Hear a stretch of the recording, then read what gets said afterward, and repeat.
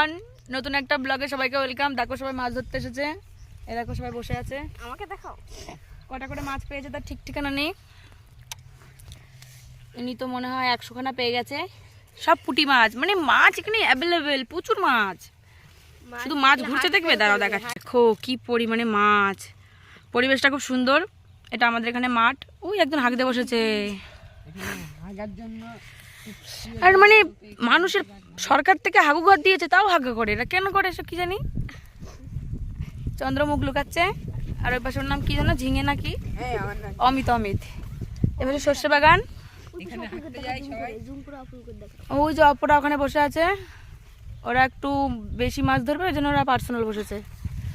আর আমরা কম ধরবো, তাই কারণ আমাদের তো খাওয়ার চাহিদা নেই। কুল আর লঙ্কার গুঁড়ো গাইস, যা খেতে লাগলো না, কালকে সকালে সবাই বুঝতে পারবে মজাটা।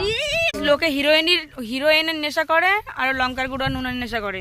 সবাই রামের নেশা করে, রাম খায় আর লঙ্কার নেশা করে। তো গাইস আমরা মেকআপ করি না, কারণ আমরা মেকআপ পছন্দ করি না। তো আমাদের দেখতে ও ঠিকঠাক ন্যাচারালটা বলতেও পারছে না। আমার হাতে উচ্চারণ হয় না গাইস।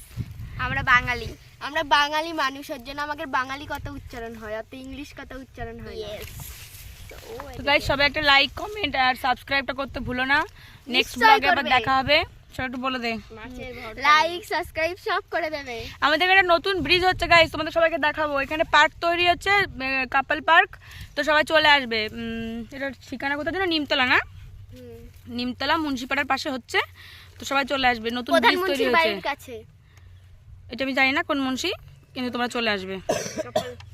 ঠিক আছে গাইস, তখন টাটা, যার দরকার।